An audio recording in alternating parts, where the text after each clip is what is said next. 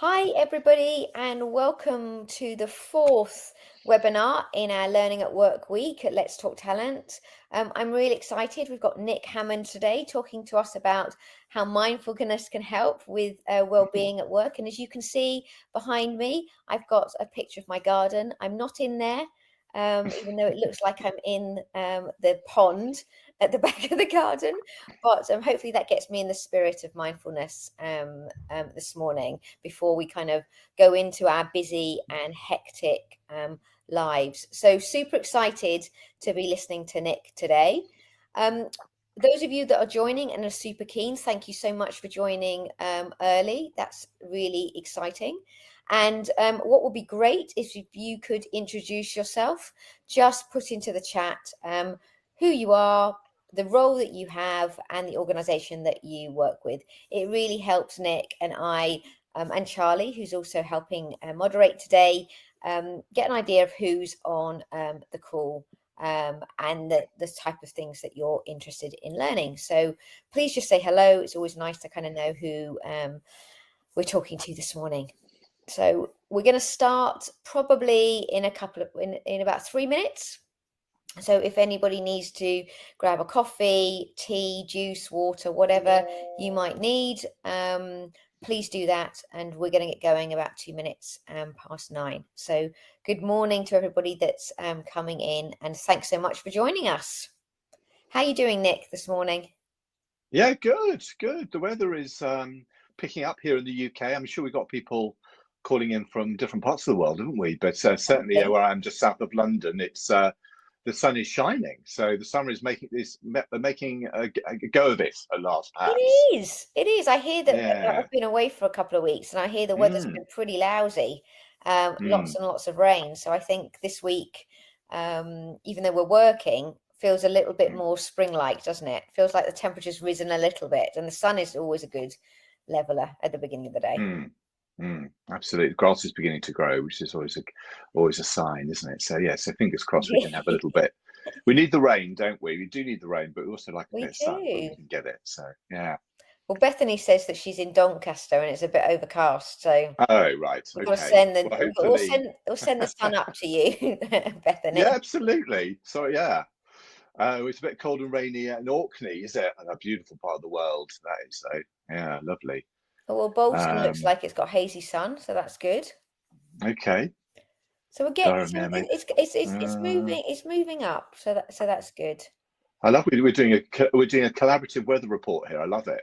I know. Hopefully we won't do a Brilliant. Michael Fish. Manchester, sunny in Manchester. Now, I do love Wow, Manchester. My parents are from Manchester, but I have to say, I often go there and it's not sunny. So I'm lovely to hear that it is today. That's wonderful. brilliant. I love it. Mm, Wonderful. mm, We've got some great people coming in from lots and mm, lots of different organizations. So I think we're going to have mm, fun. And mm. Charlie's obviously in Tbilisi, probably the furthest of everyone that Ah, thinks yes. it's in Georgia, In Georgia. Yeah, in Georgia. and it's Yeah. spitting with rain. So that doesn't sound great. Ah. Sorry, Charlie. Not trying to make your Well, day worse than it is no, already. no, Feels I'm not slightly doing that. bad when we're trying to be mindful this morning. All right. Exactly. We're doing our best. We're We all are, we are, trying we our are best. trying to That's bring the all we're doing. sunshine That's as all much we're doing. as we can. As Brilliant. best we can. Absolutely. Awesome. Okay. So it's 2 minutes past 9, and I'm going to hand over to Nick, who I know is going to do an amazing job. It's up that mindfulness and well-being is really close to his heart, as you will Mm, see and hear as he sort of talks you through his thoughts and feelings and how actually this can really help you, not only in your role, but also how this can help you accelerate and make workplaces simply irresistible. So thank you so much, Nick, for taking the time to talk to our HR community. This Learning at Work Week has been really put together to support our HR community, that we really want to support because it's part of our values, but also feel that at the moment it's incredibly important when a lot of the people on this call will be supporting others within their role. And we tend to forget ourselves, don't we, a lot of the time. So this is really a gift, hopefully, that keeps on giving over the next hour. So thank you again. And I'm going to go off for a bit and hand over to you. Thank you. Wonderful. Thanks, Joe. And yeah, hello, good morning, everyone. Yeah, Nick, we seem to have lost. Have you lost me? No, you're back. You're back. Okay. Okay. Yeah, some practical exercises that we can kind of do. You can do, your employees can do at any time in the desk, at home, in the meeting room, or in a cafe, really wherever you are. And so there's going to be kind of three aspects of this. There's going to be talking about, it's going to be a bit of information. There's going to be a little bit of sharing, if you feel comfortable in chat, and there's also a little bit of practice. So sort of guide a little bit of practice on a couple of occasions as we kind of go through the session. So yeah, so and what I like to do to start off with, because it's always nice to do this, is really just start with a bit of settling practice. And I'm conscious that a lot of you will have we'll have a mindfulness practice, we'll be aware of what mindfulness is, perhaps friends and so forth. So essentially what I like to do is talk a little about mindfulness, but also conscious of the fact that I'm talking to a room where people may be maybe immersed in this world already. So but yeah, so it'd be nice perhaps to do a settling practice at the beginning of the day on this Thursday or whatever the time is there. So yeah, so the invitation is really just to get comfortable. This is going to be for a couple of minutes. I'm going to guide a little bit of a fair few words. I'm going to close my eyes, but it's absolutely not essential for you to do that. Really, throughout this and throughout the whole process, the suggestion is really to do whatever feels comfortable, whatever feels good, whatever feels good and right for you individually at any given moment. So yeah, so the invitation is close your eyes if it feels comfortable, and yeah, just take a few moments to kind of notice the contact points. So perhaps if we're sitting down, maybe we're standing up, and just kind of noticing the support. So it may be noticing our feet on the floor, noticing the bum on the seat, perhaps noticing where our hands are. And yeah, just taking a moment to notice these contact points. And whenever we're in a situation, whether we're standing or sitting, it's very easy actually just to take a moment to just kind of connect with the world around us. When the mind is kind of wandering off, it does tend to wander off, doesn't it? As we can see from this side, sometimes it kind of falls into the future or rolls back into the past. We spend a lot of the time in the past and the future, but it's really healthy, mindful, but also really a really positive experience to spend a bit of time in the present moment. And we can do that really easily by just kind of noticing where we are and noticing how we are in a specific moment. So essentially noticing these kind of contact points, and it could be the feet on the floor, as I say, the bum on the seat, hands in the lap.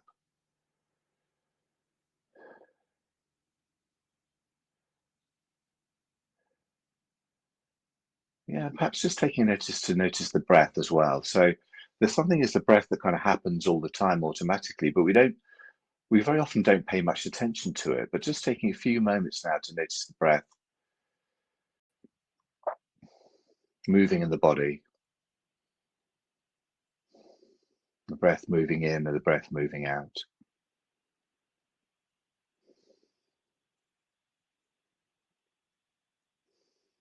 And maybe noticing the breath in the nose or the mouth. And maybe noticing the breath in the chest moving, expanding and contracting, or maybe down in the stomach. Feeling a sense of relaxation, perhaps. So if not, that's fine. But just really a sense of noticing the body more. we talk a lot about the embodied mind and how the mind can kind of benefit from being better connected with the body. And a lot of what we talk about in this process is how we can connect the two and how the connection of the two can really help with connection and relaxation.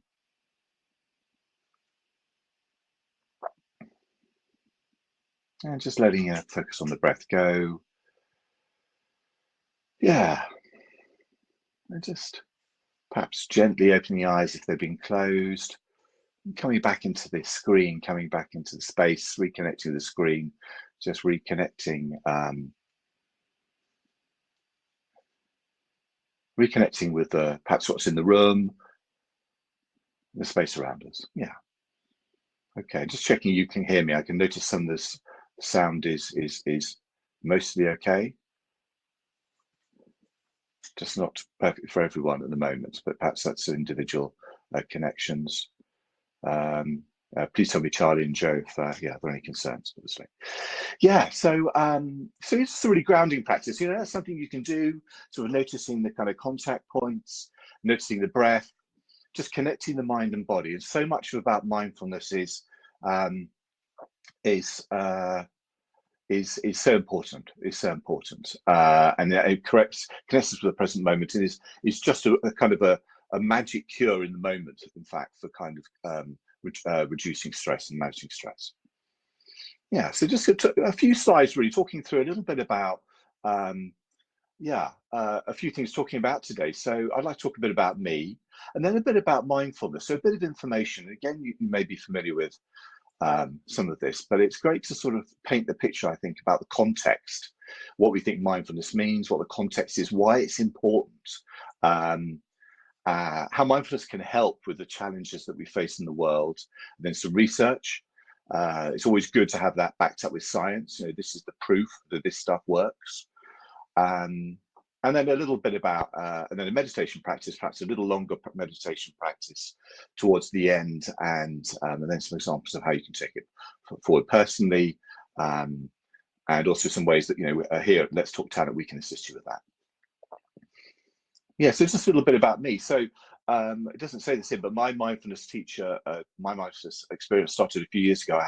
I suffered a significant bereavement, and I was trying to work out what I was going to do with that.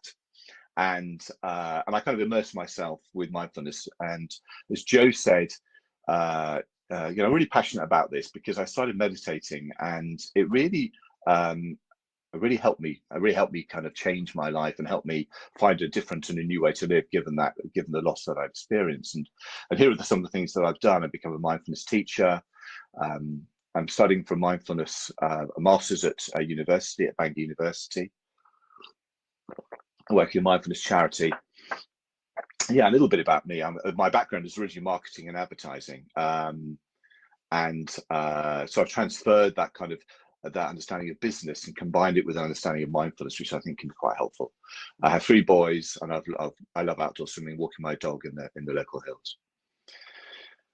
Yeah, so it'd be great actually, just to talk about what the term mindfulness means to you. It'd be lovely to hear some thoughts in chat if you're happy to share. Yeah, because this is one of those terms that gets bandied around a bit. It's become quite generic in many ways, and there are different definitions of it. I'm going to share a definition, which is our perspective, but it would be lovely to hear, what bubbles up, what surfaces, when we ask that question, what the term mindfulness means to you. Yeah, and see some stuff coming here. Lovely, being in the moment. Yeah, here and now, the present. Yeah, listening to sounds, feels, sensations. Lovely, very important. Awareness, yeah. Thank you, Lindsay. Yeah, the inner soundtrack, exactly. Yeah, the stuff that's kind of going on, this reel that we have, calm and present. Yeah, being able to relax and switch off, quieten the mind. Yeah, being aware of yourself in the present moment. Yeah, so look, these are lovely, and it's all about this present moment awareness. And how can we do that? How can we do that? And the really easy way to do that is to connect with our sensations, connect with our connect with the things that we listen to, the things we smell, the things we see, all those different sort of modes of awareness that allow us to connect. with the outside world, and often we just don't tend to use them. So yeah, and so this is a definition, and it very much kind of chiming with the stuff that's being said. And this is John Kabat-Zinn. You may have he's quite a well-known dude in the world of mindfulness.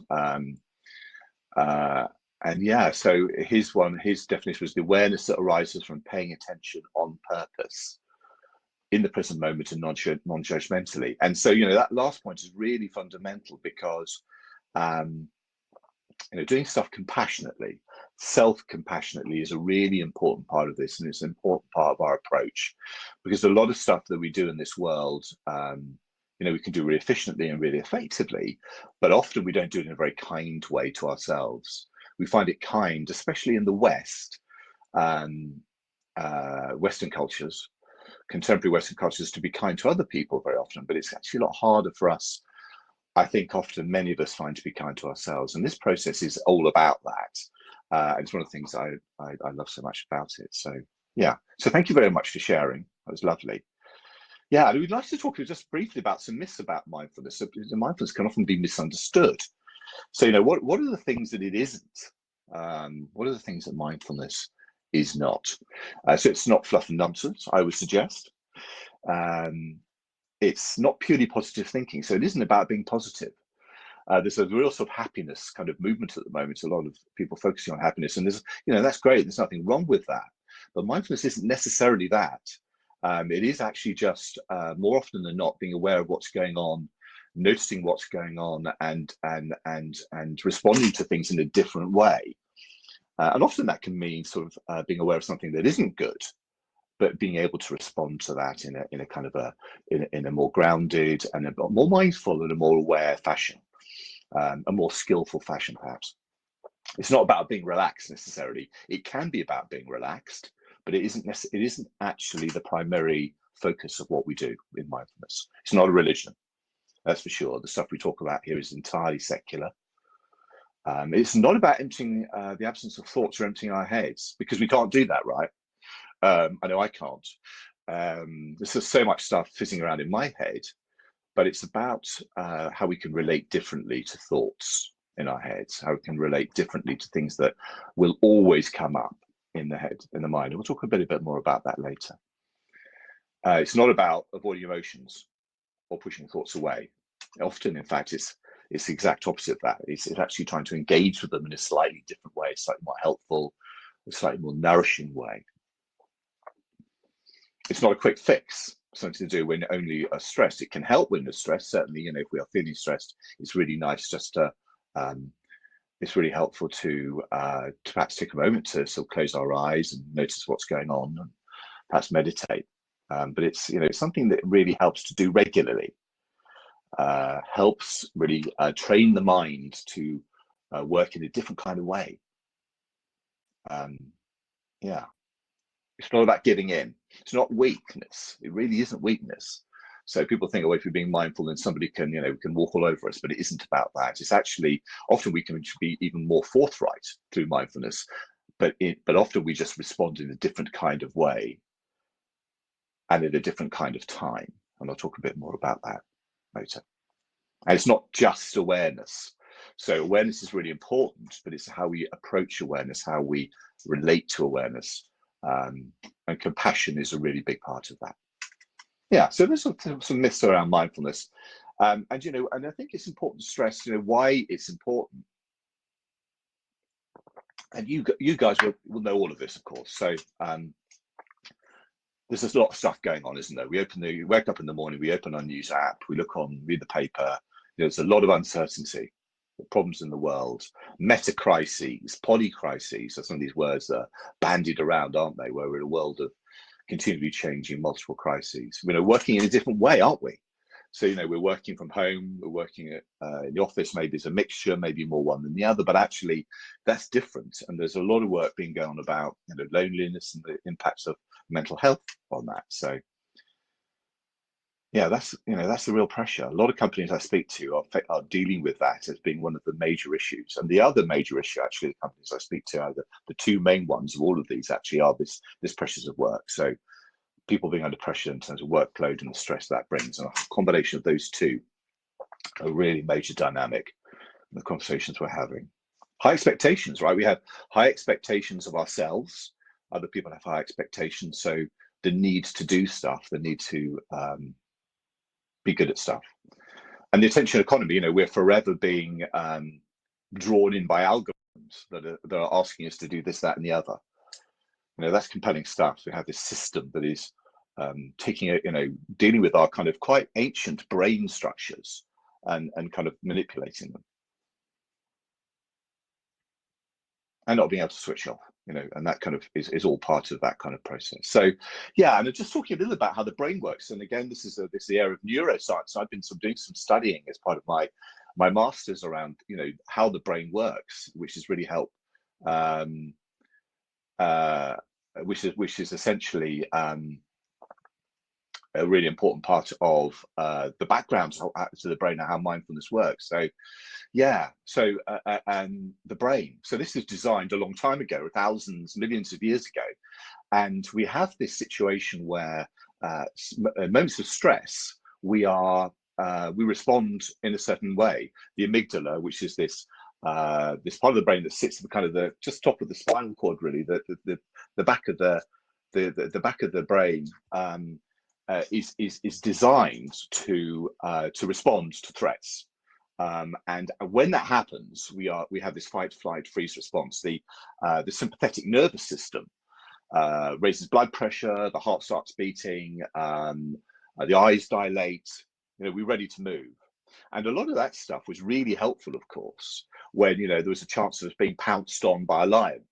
You see in the diagram at the bottom left-hand corner, but that is less likely. Certainly in certain parts of the world, and certainly perhaps in the world that that we're living in here on this call. But the system is still the same.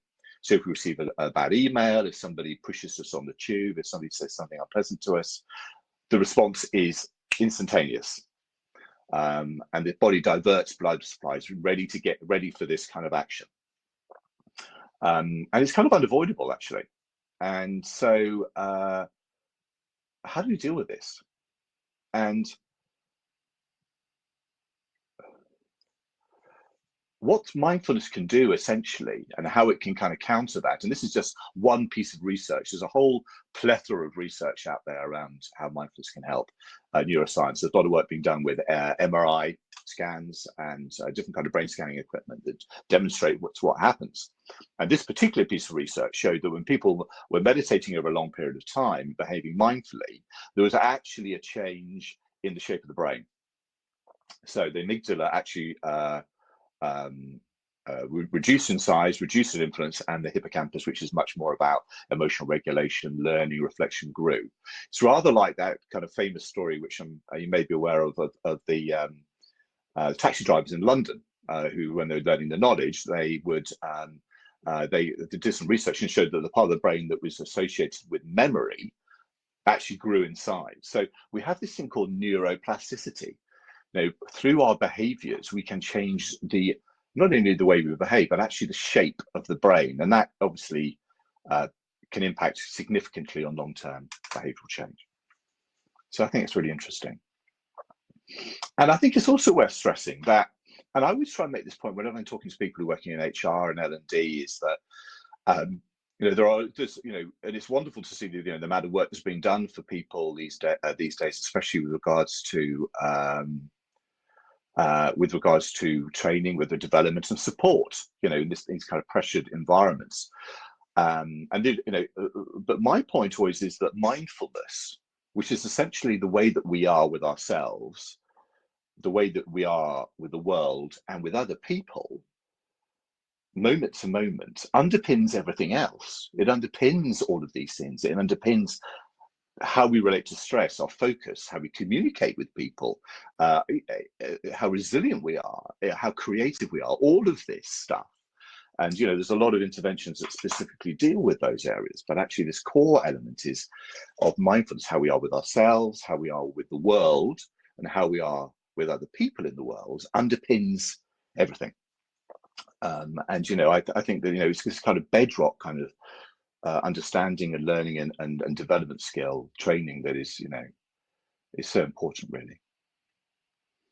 And here's just a little bit of research here, and this is some work we've actually done with Forrester and Headspace, and some people who were involved, 477 business leaders who were involved in mindfulness programs, and it essentially showed the percentage that demonstrated a significant or moderate improvement in these areas. So quite phenomenal, actually. This was done a couple of years, a couple of years ago. So attitude to work, individual engagement, teamwork and collaboration, communication with others. These are, significant improvements in terms of percentage improvement, perceived improvement in those areas. And so, there's some. It can be really powerful in the way that we engage. And the root of this is how we can be with ourselves, and then how we can engage more externally. If we can get that balance right, it's really, really fundamental. And I'd really love you to see that research. Yeah. Okay. So, and we'll continue to practice this in a minute. But really, this is the core of, for me anyway, is the core of the whole mindfulness kind of process. And really simple stuff, really. And it simply is about the experience of a pause. The first line is essentially often how things happen in the world to us.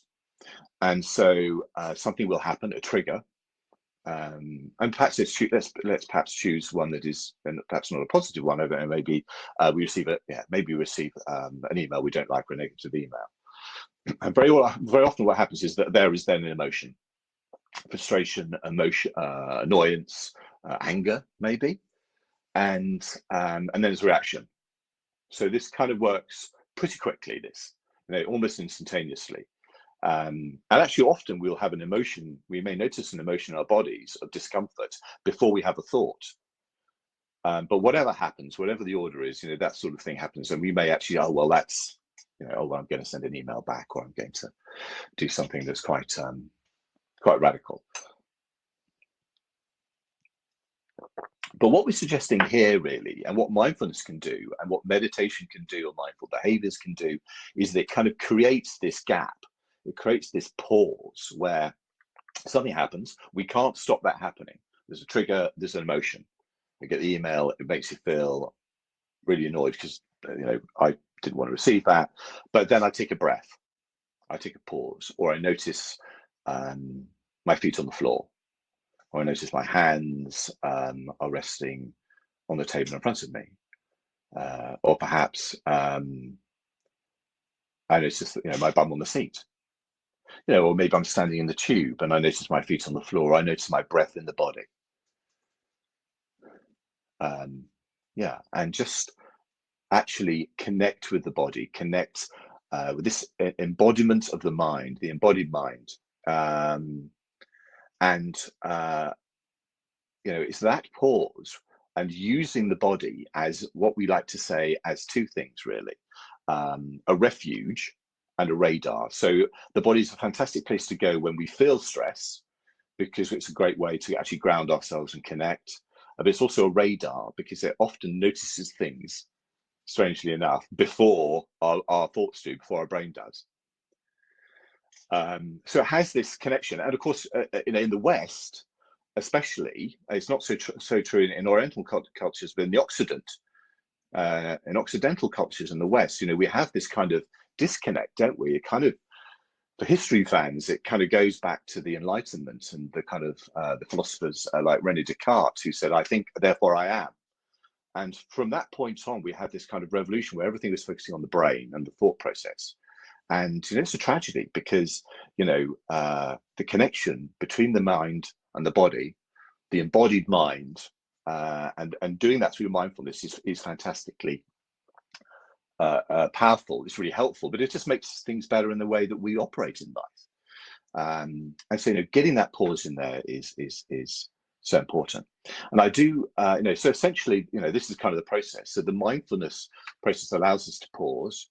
It increases our awareness, because as we stay in the present moment, and of course we can try this anytime, actually just taking a breath, relaxing the shoulders, and noticing what's around us.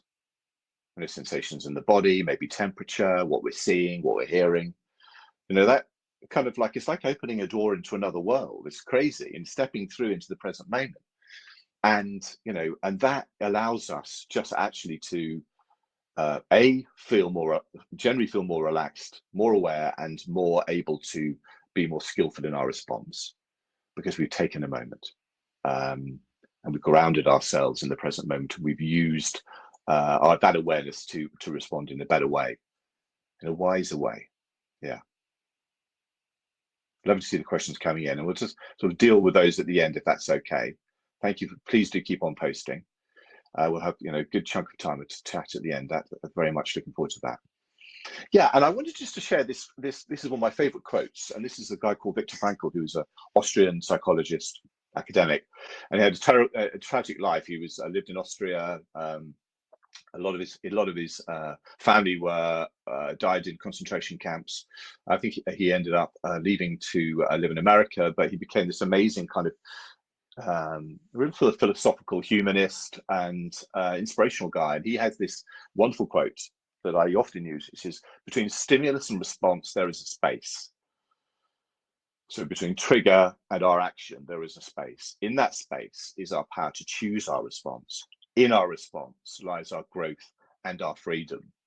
So powerful stuff, really. You know, that sort of the power of this, just taking a moment, taking a pause, is exponential, and it is something that you know, we don't do enough, and the pressures of the world militate against that, and it's important that we understand that we're compassionate to ourselves, that we are under these pressures. But if we can take some time, and, you know, mindfulness meditation, these processes are hugely helpful in allowing us, empowering us, and changing the way we live, really. Laura said, I usually get that pause the day after. Yes, I know how that feels. Yeah, absolutely. But, you know, I think still not bad at all. I think, you know, noticing, what we're trying to do here is notice stuff. We're just trying to notice what's happening to us in this moment. Not what we had for breakfast, not perhaps, you know, what we said to somebody at dinner last night, or not how our presentation is going to go on Tuesday. No, all of that stuff is naturally going to come up. Of course it's going to come up, but if we can just notice that stuff is happening, and take a pause, take a moment, and then begin to understand how we respond to this stuff, it's tremendously interesting. And also that pause allows us to respond to these concerns and these fears, and happy stuff too, right? It enables us to just respond in a better, more measured way. And we like to talk about, you know, response versus reaction. So we're trying to move away from reaction as best we can and have a response, much more measured, much more time, less time sensitive, just being really kind of more measured as best we can, really. Yeah, and so we're going to do a kind of a breathing practice in a minute, which is called the 3-stage breathing space, which is something that is, again, some of you may be aware of, some perhaps not, others not, but it's used quite extensively, and I use it in the work that I do in businesses and also in the community, and I'll talk a little bit more in detail about that. But it's really nice. Yeah, because it's really something that can be very helpful in the moment. So, you know, what is the physiological? Why is mindful breathing so important? So breathing is really important, isn't it? Of course, for obvious reasons. But then we don't often pay attention to it. This kind of stuff happens automatically. But if we can notice the breath, we can relax as we're breathing. If we can, pay attention to where we are noticing the breath, you know, that makes us more embodied, makes the mind more connected to the body, and actually, as we do it, it becomes something that we notice often, almost instantaneously. So the benefits are around lowering the blood pressure, it decreases the heart rate, it turns down the stress response. So that kind of amygdala response, that automatic fight or flight reaction, is turned down. It's less likely to happen.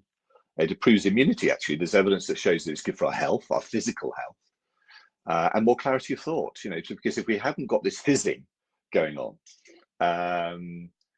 And, you know, for me, it certainly feels like that. There is going to be this kind of fizzing in the head with this kind of activity and energy. And if we don't have that, the clarity of mind, we're much more likely to much clearer. It's rather like the example, again, something that is often discussed is, you know, the question is, where do we have our best ideas? And, you know, very often, it's very rarely that people say, you know, in front of my computer or sitting in a boardroom or a meeting room. You know, it tends to be, you know, when we're running or when we're in the shower or the bath or swimming or walking the dog. You know, those are the moments where we are, you know, more relaxed. We're more aware of our breath. We're more aware of the world around us. And, you know, that is where this kind of clarity shines through. So, you know, we're just trying, you know, so this whole mindfulness world has these, all of these kind of health benefits, which is lovely. And also, just quickly before we move into a practice, you know, it's really important, I think, just to name check some of these sort of things that come up for people. They certainly come up for me, and you know, I know a lot of people, and I certainly struggled with this when I first started. You know, it just wasn't really working for me. You know, meditating. And you know, yeah, there are all different ways you can do this. Of course, you know, you can sit, you can walk. There's walking practices. There's a lot of mindful movement. You know, many of you will be doing yoga, which is great. But if there are situations where, you know, we're trying to sit and be still, some of these things will come up. So, you know, I can't settle. I get angry, frustrated. I thought this was going to be relaxing. Sometimes it isn't. My mind keeps wandering. And of course, you know, that's going to happen. The mind is built to wander. It's kind of, in many ways, it's designed to do that. Way back, it was set up to do that, to make us aware of these various things that may be threatening us. So, you know, we need to bear that in mind. All of this stuff as self-compassionate as we can. I can't feel any sensations. So often it's difficult to feel stuff if we're trying to notice stuff in the body.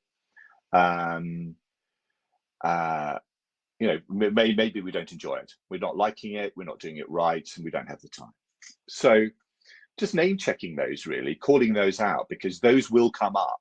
They come up for me every time that I sit and I practice. I try to practice every day, and those always come up for me. But the important thing is this, and that is that all we can seeking to do throughout this process is to notice what is happening. Notice what is coming up, and very often that stuff won't be that positive. But if we can notice stuff that is happening to us, whether it's, you know, the breath, whether it's the contact points, whether it's sensations in the body, then we are training our mind, slowly training our mind to be more aware of the present moment and connect the mind and body. And simple act of noticing is magical in itself, because through the act of noticing, we open that door into this other world of greater awareness over time.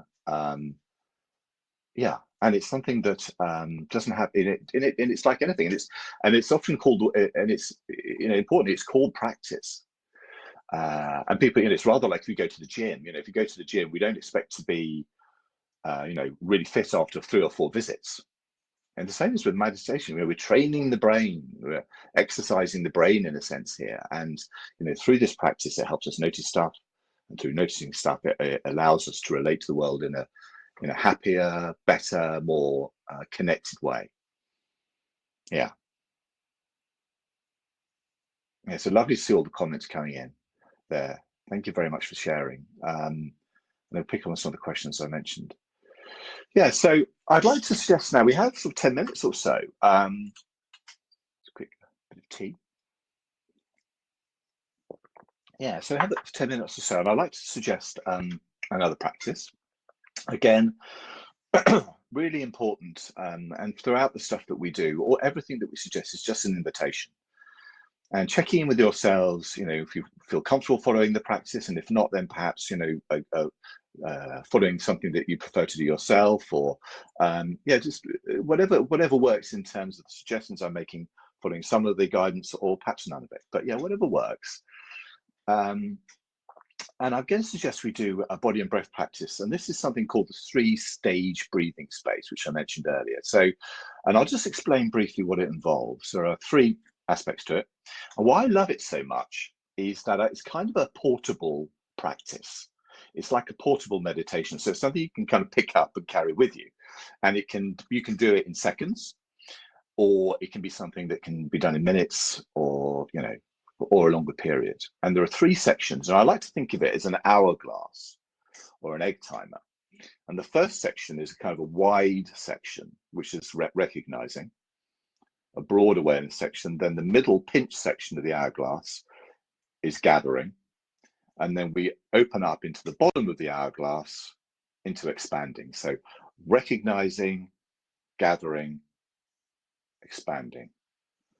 And I'm going to talk you through all of these, but it's something that's done in 3 stages and can be done fairly quickly. We're going to do it, for the next sort of, up to nearly 10 minutes, I think, if that feels okay. And I'll talk you through the process as we go. But this is a really nice way. We talked about tools that you can use in the office or wherever you are, and this is a really nice one. And there are many more, of course, which we can come in and talk in a little bit more detail. But yeah, so again, the invitation is to get comfortable, just finding a posture that kind of works.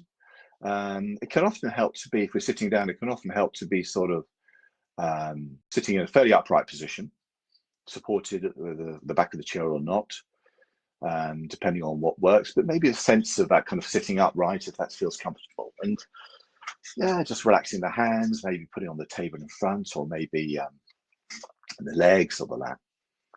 Closing the eyes. I'm going to be closing my eyes, but again, only do that if it feels okay.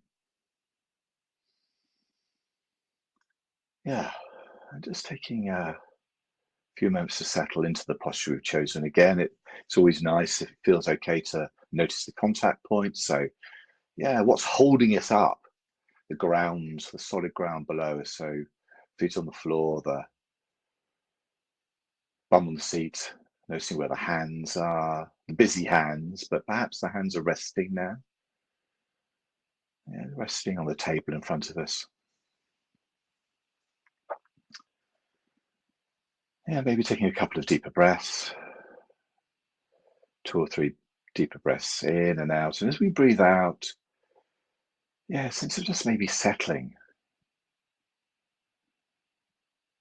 into this posture, feeling the weight of the body moving down into the support points, the chair, the floor.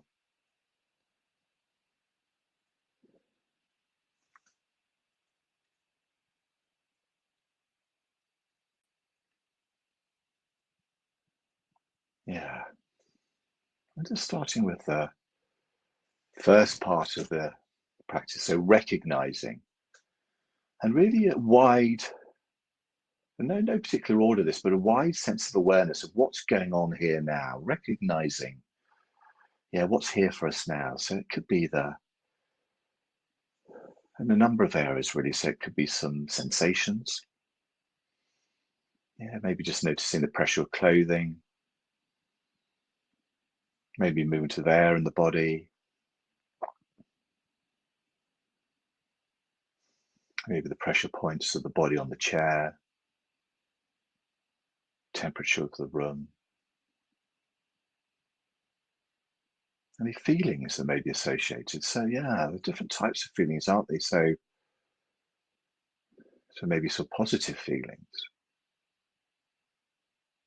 perhaps more negative feelings, emotions. Maybe neither. Maybe things are popping up for us where there may be neither positive or negative, just kind of neutral feelings, emotions. And just maybe, if it's helpful, maybe labeling them and saying, oh yeah, well, that's a positive thought, that's maybe a bit more of a negative thought. And letting it float away, just labeling it, badging it a little bit, and sending it on its way, coming back to the present moment.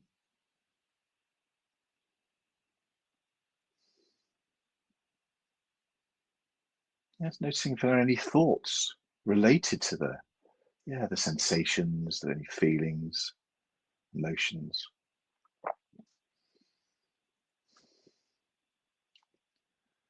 You often find that these are connected, often one leading to another. And noticing the thoughts that are coming up, they're sort of negative thoughts, more positive thoughts, perhaps more neutral. Again, if we can, not trying not to be carried away by the narrative stories around these thoughts. Perhaps just labeling the thought and saying, yeah, I see you, letting it go.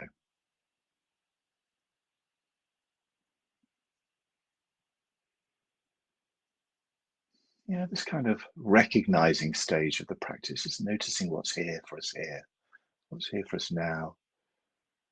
Thoughts, feelings, sensations.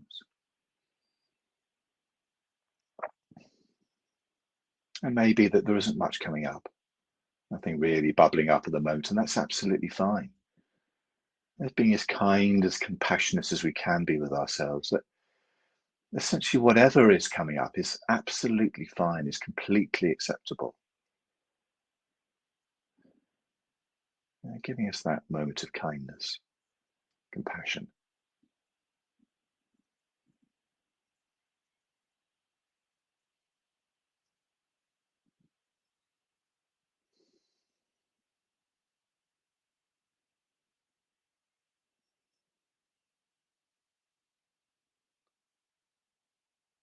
And just staying in silence for a couple of moments, just staying with the first stage, the recognizing stage, best we can. And whenever the mind wanders, which it will, just seeing if it feels comfortable to, it feels possible to bring the attention, guide the awareness back to the present moment. So, yeah, letting the thoughts float away and come back to the posture we're in, maybe noticing the contact points, feet on the floor, bum on the seat, maybe noticing the breath in the body. We have these anchor points, physical anchor points. We can always come back to the body as a refuge and a radar whenever we feel, whenever we feel we need it, really. It's kind of tremendously grounding, connecting, often unnoticed opportunity. Let's moving on to letting the recognizing, the awareness of the body slide into the background and move to the middle of the hourglass now. So gathering. This is really about spending some time focusing on the breath. And maybe that it isn't comfortable to focus on the breath. And if that is the case, then perhaps staying with another anchor point. That could be a physical one of the contact points. Feet, seat, the lap. But if it feels okay, perhaps just noticing the breath a little bit more clearly, a little bit more keenly.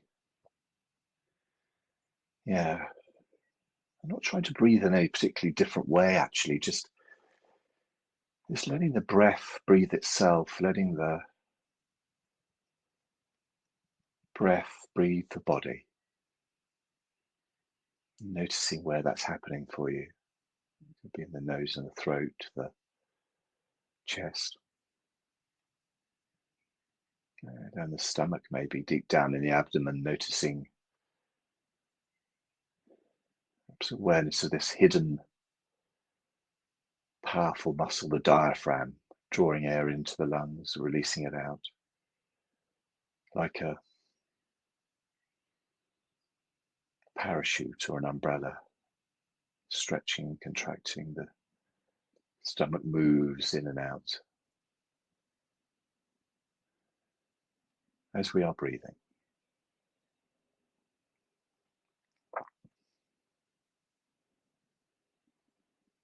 And expanding the awareness now to the third stage, expanding. So just noticing sensations. Physical sensations now. So it could again be contact points, clothing, the air around us. So coming back into the world very gently with a sense of a greater connection of the body, being in the world. maybe being awareness of the skin covering our bodies, this enormous organ, the largest organ in the body that forms this connection between the body and the rest of the world.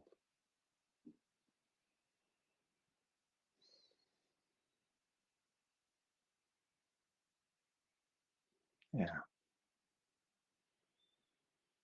And letting that focus on the expanding awareness of sensation, slide into the background a little bit. And, yeah, bringing this short practice to a close. If your eyes have been closed, perhaps gently opening them and coming back to the screen. Yeah, so that's the 3-stage breathing space. Recognizing, gathering, expanding. And, you could do that obviously in, 30 seconds. But amazing the way that that connects with how we are feeling, the breath, and what we are, what our sensations are. So yeah, it'd be lovely to perhaps chat a bit more about that in the questions in a moment. Yeah, so just a few more slides really. Yeah, and I think really just taking it forward. So these are things that are available. So Headspace is the way I started. I started doing a beginner's course in the summer, and that was a lovely way to start. It completely hooked me into it. Calm is very powerful as well. A lot of musical kind of stuff on there. Insight Timer is there's a whole load of different sorts of connections on there. So and also there's a link there which is I have some recording.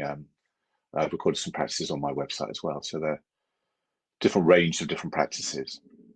Yeah, and also, as an organization, we offer training with this and development, and there are different ways it can be done. There's a kind of a taster session similar to this, which can be done for the staff. We do 3-session introducing mindfulness. Often we can do those in person. It's lovely to do it in person. I do that in a number of businesses. And of course, I'm in a longer course, which really gets into the skin, under the skin, to the nitty gritty of mindfulness and how we can relate differently to thoughts and difficulties and so forth. And that's some real special sauce comes out in that final section. Yeah, and I also do some more specific stuff around mindfulness and creativity. There's a lot of work. I worked in innovation and marketing for many years. There's a lot of work about how mindfulness can help with that, and also mindfulness leadership and more of a coaching approach within the organization. Yeah. And also, we can also come in just to say that often it's not off the page stuff. We can come in and talk specifically about organizations, about what is needed, what the potential solutions can be, delivering and then measuring, and then going through a kind of whole circular process to make sure that kind of thing works for your organization. So we're very happy to speak about that if that's appropriate. Yeah. So just under 10 minutes. So wonderful. And it'd be, and I know there's been some kind of questions in the chat, Charlie and Joe. So I know I can check some of this. Does music help? Yeah, so interesting one there, Duncan. Thank you for that. So basically, I'll just read that out. So does music help? Basically through the through mindfulness, and I think it's interesting. It can definitely help you relax. I think that it's something that kind of becomes part of one's experience when one is meditating, and so it's an additional thing to bear in mind in the process. But I think it could be very useful as part of the process. But as I say, I think it can work for some people. I think would be the answer. And if it works and it relaxes you and it helps with stress, then absolutely go for it. Lovely. Next question from Dora. I'll finish that one. Answer live, I think. Lovely. So the world moving faster as well as the workplace, I feel there is pressure to reply to all. Any tips to handle this? It's a case of doing and leading by example. Can you hear me okay? Yeah, lovely. So yep. I just heard something like in a case of doing and leading by example. Well, I think so, yeah. So I'm not quite sure what your role is there, Dora, but with but I think just checking there. So I think, if you are working with teams, leading teams, then, really my suggestion would always be, if you can try and practice, meditate, it's on the train or, in the bath, I don't know, or, maybe when you're walking, mindful movement's great. That really helps soften the mind, train the brain to be more mindful, to notice these opportunities for pausing. But if you are sitting at your desk and this is happening, then great just to take a moment. Maybe notice a contact point, maybe your hands on the table in front of you, and take 2 or 3 deep breaths. And it's that old line, isn't it, where somebody says, somebody sends you an email in the evening and you don't like it, not to write it, but not to send it back. That's very much part of that process. Taking a pause, and how we can connect with the body to help us with our responses and how we live our lives. As Viktor Frankl says, how we can use this magical moment. Just looking through here, just looking down the question. So Nick, yeah, Duncan had a question. Yeah. Any tricks for mindfulness and ADHD?